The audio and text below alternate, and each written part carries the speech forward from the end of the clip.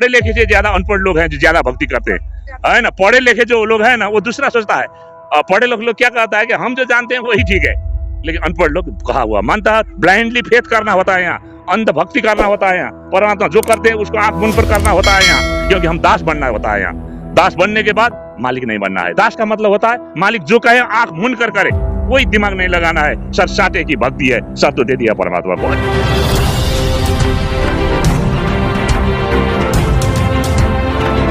Sir नमस्कार। सत साहेब, sir क्या शुभ नाम आपका? मेरा केशव दास है, यानी केशव मैनाली था। अब यहाँ आने के बाद मैं दास हो गया, परमात्मा का दास। सर कहाँ से बिलोंग करते हो? मैं काठमांडू से, नेपाल का राजधानी जो काठमांडू है वहीं से बिलोंग करता हूँ। संत रामपाल जी महाराज जी के शरण में आप किस माध्यम से आए थे? हमारा तो बहुत कहानी अलग है। हम तो दुखी होकर आए उनके साथ।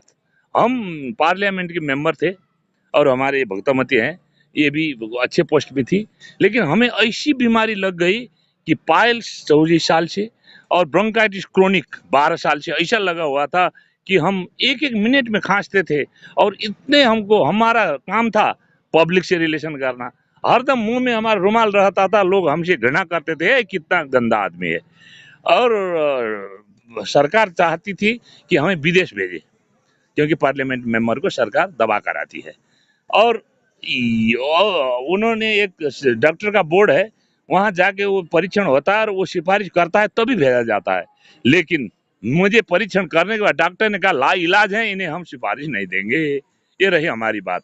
हमारी जो ये भक्तमती है उनको, आपको ये है जल बिंदु हो गया, जल बिंदु का इलाज दुनिया में कहीं नहीं है, मोती बिंदु का है। इनको हड्डी घिसने का वो था, आजमा था, इनको आर्थराइटिस था जो ठेहुने को बदला दो, डॉक्टर ने कहा 10 लाख रुपए लगेगा, बदल देंगे। इनका भी कोई इलाज नहीं था। इसीलिए हम दोनों बैठे हुए थे, हमारे तराई के घर है वहाँ बैठे थे। ऐसे ही परमात्मा के एक दूत आए, उन्होंने कहा क्यों ऐसे बैठे हो? हम कहा हम तो अब मरने जा रहे हैं। तो उन्होंने कहा नहीं, जाओ बरवाला में एक ऐसे संत बैठे हैं, एक आशीर्वाद से तुम्हारा सारा वो दूर हो जाएगा बीमारी। हमको तो लगा कि अंधेरे में किसी ने दिए जला दिए हो, और हम कल होकर ही चले गए, वहां पहुंच गए। वहां बरवाला में कोई पता नहीं था, न ज्ञान गंगा मुझे पता था, न कुछ भी पता नहीं था मुझे, है ना। मुझे कहा गया था मांस मछली छोड़ो ठीक हो जाएगा। वहां जाने के बाद हमने बहुत सुना, 3 दिन तक हम डिस्कस करते रहे कि क्योंकि हम बहुत ये संत से ठगा जा चुके थे, इसलिए ये संत से भी हमें विश्वास नहीं था। हम कहते वही साधारण संत होंगे। और वहां जाने के बाद लास्ट में हमारे मोहनदास जी जो है ना बैठे हुए, उन्होंने कहा कि चलो तुम अभी छोड़ दो। हमने कहा नहीं लेंगे ऐसा, हम ये घर छोड़ना पड़ता है, दुनियादारी छोड़नी पड़ती है, हमारा सारा वो आपको पवनी, हमारा सारा रिश्तेदार छोड़ना पड़ता है, इसे नहीं लेंगे। तो उन्होंने कहा ठीक है तुम चले जाओ, जब मरने लगोगे तुम आओगे कहोगे मैं सब कुछ करूंगा, उसके बाद तुम ले लेना। हमें कहा वास्तव में मरने लगेगा तो आदमी सब कुछ ले लेगा, इसलिए इनकी भी ऐसी ही थी। और हमने कहा हम ले लेंगे, और जाके हमने जब नाम दीक्षा लिया, उसके बाद हम गए लाइन में और परमात्मा से सारी बात कही। तो परमात्मा ने सर पे हाथ रख के बोल दिए कि सब कुछ ठीक हो जाएगा बेटा। ऐसा करते ही मुझे क्या लगा कि कोई आग में पानी डाला गया हो, इतनी शीतल महसूस हुई। तब मुझे लगा कि बाप रे, कोई संत हैं जो ये बैठे हुए हैं, बहुत बड़े संत हैं, ये कोई ईश्वर है, ऐसा लगा मुझे। उसके बाद आए, वैशाख का महीना था, है ना, मई की महीना थी। हम आके बाहर आए तो हम पेट दर्द करने लगा, और पेट दर्द करने लगा तो हम गए पैखाना, तो इतना सा खून गिरा हमको, इतना था वो क्या क्या गिरा, हमको लगा तो हम यहाँ मरने आए थे, क्योंकि उतना हमको वो विश्वास था नहीं। और उसके बाद ये भी, इनको भी पूछे क्या हुआ, ये तो पूरा दर्द वाली थी, रात भर सो गई, इसको भी कुछ नहीं हुआ। इसके बाद हम वहां से चल दिए। और आपको बता दें कि उस दिन जो हमने पैखाना किया था, उस दिन से आज तक वो पाइल्स यानी बाबासीर कहाँ चली गई मुझे पता नहीं। और वो ब्रोंकाइटिस जो हमारा था वो 80% वही ठीक हुआ, आते हुए पूरा ठीक हुआ। इनका भी वही हुआ, हमारी भक्तमती को कि तुम 6 महीने में अंधी हो जाओगे कहता था, डॉक्टर के यहाँ रिपोर्ट लेकर कहता है तुमने दूसरे का वो लेके आया, वो भी ठीक हो गई। हमने कहा हम ढूंढने गए थे, पत्थर मिल गए हीरा, हम ढूंढने गए थे, आपको जो वैद मिल गए परमात्मा। इस तरह से हम परमात्मा के यहाँ गए और हमने सोचा था कि हमारा ठीक नहीं होगा 4 महीने में तो मैं नहीं आऊंगा, लेकिन उसी दिन ठीक हुआ। हम 4 महीने में सतनाम ले लिए, परमात्मा की शरण में है। और उसके बाद परमात्मा ने कहा कि बेटा यह राजनीति छोड़ो, वो भी मैंने छोड़ दिया और परमात्मा के शरण में हूँ और परमात्मा की काफी मुझे कृपा है। सर आप सर आप नेपाल के पार्लियामेंट में मंत्री रह चुके हैं और लोगों का ये मानना है कि संत रामपाल जी महाराज के जो शिष्य हैं वो अनपढ़ हैं और अंधभगत हैं। उन लोगों को आपका क्या कहना है? नहीं, वो कुछ नहीं है। अंध पढ़ा और बिना पढ़ा लिखा का इसमें कोई बात नहीं है।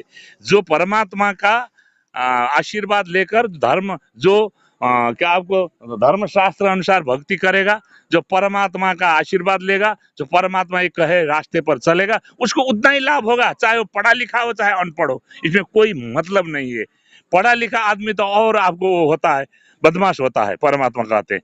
और जो नहीं पढ़ा लिखा है वो आदमी एकदम सीधा होता है। पढ़ा लिखा आदमी लिखा हुआ आपको पन्ना है, उसमें दूसरी बार लिखिएगा तो ज्यादा नहीं दिखा देगा। और अनपढ़ा जो है वो सादा पढ़ना है, उसमें जो लिख देंगे परमेश्वर वो जो आपको अकाट्य होता है, उसको ज्यादा भक्ति। अभी आप देखिएगा यहाँ पढ़े लिखे से ज्यादा अनपढ़ लोग हैं जो ज्यादा भक्ति करते हैं, है ना। पढ़े लिखे जो लोग हैं ना वो दूसरा सोचता है, पढ़े लोग क्या कहता है कि हम जो जानते हैं वही ठीक है, लेकिन अनपढ़ लोग कहा हुआ मानता है। ब्लाइंडली फेथ करना होता है यहाँ, अंध भक्ति करना होता है यहाँ। परमात्मा जो करते हैं उसको आंख मुन पर करना होता है यहाँ, क्योंकि हम दास बनना होता है यहाँ। दास बनने के बाद मालिक नहीं बनना है। दास का मतलब होता है मालिक जो कहे आंख मुन कर करे, कोई दिमाग नहीं लगाना है। सर साटे की भक्ति है, सर तो दे दिया परमात्मा को, ऐसे यहाँ होता है। सर हम संत रामपाल जी महाराज के भक्तों से मिलते हैं तो उनका यही कहना होता है कि जो भी हम नशे करते थे, जितनी बुराइयां करते थे, वो संत रामपाल जी महाराज की शरण में जाने मात्र से एकदम से छूट जाता है। ये सब कैसे होता है? मैं भी बहुत नशेड़ी था, बहुत कुछ खाता था, लेकिन परमात्मा की दया से ही हम अब इतना अच्छा हो गए कि अब कुछ खाते नहीं, देखने पर ही घृणा होता है। बात क्या होता है उसमें, मुझे महसूस हुआ कि मन है ना जो काल है, यही मन के अनुसार जो चलता है, ये मन ही जुआ ताश आपको ये शराब बीड़ी सिगरेट ये नशा कराता है ये मन, क्योंकि इसको तो ले जाना है आपको 84 में, इसीलिए भ्रमित कराता है ये मन। और मन के अनुसार हम चलते हैं, इसीलिए मन को सांड की तरह छोड़ रखा है हमने। वो जो कहता है वो करते हैं। लेकिन जब परमात्मा हमें दीक्षा देते हैं, जो मंत्र देते हैं, उससे मन कंट्रोल होता है। मन को कंट्रोल करने में वो दीक्षा काम आती है।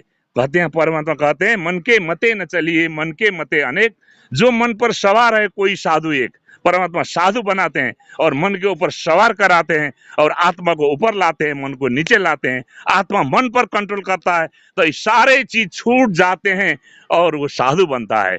यही है इसका कारण। सर संसार में हर आदमी किसी न किसी की भक्ति करता है, तो संत रामपाल जी महाराज जी की शरण में आने से पहले आप भी कोई भक्ति करते होंगे? जरूर करते थे, ब्रह्मा विष्णु महेश हम तो पुस्तों से करते आ रहे थे, उनकी भक्ति करते। हनुमान जी का चालीसा पढ़ते थे, 4 धाम 3 धाम घूमते थे, बद्री केदार जाते थे, सब कुछ करते, पत्थर को पूजते थे, सब कुछ करते थे। सब तो करते ही थे, लेकिन क्या करें, करने से तो कुछ लाभ होता नहीं था। माथा पटकते थे, माथा में चोट लगता था, फिर भी होता कुछ नहीं था, दुखी के दुखी रहते थे। यही बात है। सर जिन लोगों का ये मानना है कि संत रामपाल जी महाराज हिंदू विरोधी हैं, उन सबको आपका क्या कहना है? हम उनको पहले कहेंगे आप हंसपाल महाराज जी को पहचानिए। आप सोने को देखकर भी कहिएगा पित्तल है तो आपका दृष्टि भ्रम है। संत रामपाल जी महाराज जो है वो शास्त्र विधि अनुसार भक्ति कराते हैं, वो पूर्ण संत हैं। हम ऐसा क्यों कहते हैं लोग कि अभी तक तो उन्होंने कांच को देखा, हीरे को नहीं देखा। जिसने कांच को हीरा मान रखा है वो हीरे को हीरा नहीं मानेगा। जानते हैं अभी तक तो नकली गुरुओं ने उनको बहकाया है कि ब्रह्मा विष्णु महेश की पूजा करो, हनुमान की पूजा करो, आपको ये कुल देवता की पूजा करो, भूत मशानी की पूजा करो, उसी पर ये रंगे हुए हैं बेचारे। अभी उनको वो कहने पर उनको जरा सा अलग सा लगता है, क्योंकि उनका तो बाबू और उसके बहुत करते आ रहे हैं, वो तो 10,000 साल से और वही करते आ रहे हैं, समाज तो वही कर रहा है, इसलिए इनको कुछ नया लगता है। और लगने के बाद इनको कहता है कि नहीं ये तो गलत है, गलत चीज को अच्छा मान रहे हैं और अच्छा चीज देखने पर उनको पहचान नहीं होती तो गलत कहेंगे। यही वजह है संत महाराज जी को हिंदू विरोधी कहते हैं। वो हिंदू के असल क्या व्याख्याता है, वो वेद और पुराण और गीता के अनुसार ही भक्ति कराते। कोई आपको क्या कहते हैं, लोग वेद दंत कथा में नहीं कराते। जो लोग और दंत कथा में जीते हैं उनको रियल स्टोरी बुरी लगती है। बात इतनी सी है। सर जब भी हिसार में संत रामपाल जी महाराज की पेशी होती है तो नेपाल से बहुत ज्यादा संख्या में भक्तजन आते हैं। बिल्कुल। उनको यहाँ की लोकल पुलिस डंडे भी मारती है और जो स्थानीय लोग हैं वो बुरा भला भी कहते हैं। तो भी बहुत सारी संख्या में यहाँ पर नेपाल से लोग आ रहे हैं, भक्तजन आ रहे हैं। वो क्यों आ रहे हैं? बस हमने कहा ना, जो जो पद संत रामपाल जी के महाराज के शरण में गए हैं, जो उनके द्वारा दीक्षित है, उनको कुछ न कुछ लाभ हो रहा है। जब जिसको लाभ हुआ है, आप लाख कहेंगे वो तो मानेंगे नहीं, समझे कि नहीं। और जो विरोधी हैं वहां के लोग, वहां के पुलिस, वहां के सरकार, तभी तो डंडा मारती है हम लोगों को। लेकिन हम मानने वाले नहीं है, क्योंकि हमने पहचान लिया हमारे पूर्ण परमात्मा है। उनके पास जाने पर हमें शांति होती है, हमें लाभ होती है, इसीलिए हम जाते हैं। वो डंडा भी मारता है तो हमें कुछ वो नहीं, हम समझते हैं कि हमें हमारी पाप धुल गई। परमात्मा ने कहा कि बेटा तुम जाना और कोई पुलिस रोके तो वहीं रुक जाना, तुम भिड़ंत नहीं करना किसी से, क्योंकि वो सिखाते हैं जो तो को कांटा बोए तो ताको बो तू फूल, तो है फूल के फूल है वाक है त्रिशूल। ऐसा सिखाने वाले संत हैं, इसलिए हम कुछ नहीं करते। कहते हैं सद्बुद्धि दे हे भगवान इन पुलिसों को, इन सरकारों को सद्बुद्धि दे, यही कहते हैं। आते होते होते वो भी थक गए बेचारे, पहले जैसे ज्यादती अब नहीं करते, अब अच्छा ही कर रहे हैं, बुरा तो नहीं कर रहे हैं। सर आप नेपाल से हैं और नेपाल में नेपाल के जो लोग हैं, जो भगत हैं, जैसे यहाँ पर पशु बलि बहुत मात्रा में दी जाती है। जो लोग पशु बलि देते हैं या कोई भी जैसे और बलि दी जाती है, उन लोगों से आप क्या कहना चाहते हो? हम उनसे कहते हैं कि धर्म के नाम पर अधर्म मत करो, क्योंकि परमात्मा के संतान एक चींटी से लेकर हाथी तक है, हम भी हैं। अब परमात्मा की संतान को आप मारो नहीं, उसका मांस खाओ नहीं। कौन जानता है वो आप जो बकरी काटे खा रहे हो हमारा ही पुश्ता हो, हमारा ही बाप दादा वो बन गया हो। दूसरी बात क्या है, एक जीव दूसरे जीव को नहीं खाना चाहिए, है ना। अब फिर यहाँ क्या है कि शक्तिपीठ भगवती के मंदिर में आपको बलि दिया जाता है और उनको माँ कहा जाता है। अरे ये ऐसी आपको अंधविश्वास, माँ के मंदिर में जाके बेटे का बलि देगी तो माँ खुशी होगी। ये सब इन लोगों की क्या है कि धर्मांधता है। परमात्मा कहते हैं कि अगर बेटा को मारकर बाप के साथ कुछ मांगने जाए तो बाप क्या करे, उस पीठ के भेजेगा, उसको थोड़े कुछ देगा। ऐसे ही हमारे जो है इस शक्तिपीठ को, देवी देवता के मंदिर को इन्होंने आपको चाहे वो बुच्चर खाना बना रखा है, कसाई खाना बना रखा है। अब वेद में कहीं नहीं है, गीता में कहीं नहीं है, लेकिन कोई चाटुकार ने अपने जीव के स्वाद में आकर कुछ लाइन संस्कृत का लिख दिया, वही रटे जा रहे हैं।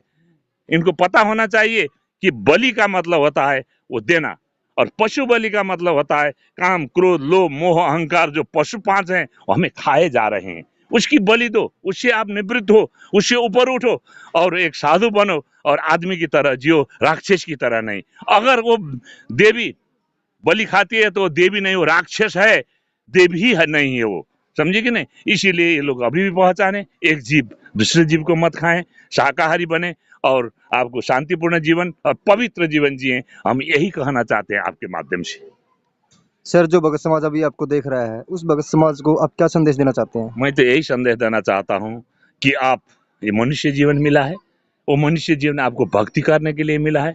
जैसे स्कूल में जाते वक्त बच्चों को आपको ड्रेस पहना दिया जाता है, ऐसे ही एक ड्रेस मानव का रूप पहनकर परमात्मा ने हमें भेजा है भक्ति करने के लिए। भक्ति भी कैसा कि तत्दर्शी संत से मिलकर उनको पहचान कर भक्ति करो। अगर ड्रेस लगाकर कोई विद्यार्थी रास्ते में मार्बल खेले, है ना, वो बैठे रहे, वो स्कूल नहीं जाए तो पास नहीं करेगा, नहीं पास करने के बाद क्या करेगा, उसके साथ ही इंजीनियर बनेंगे, वो गिट्टी कूटेगा।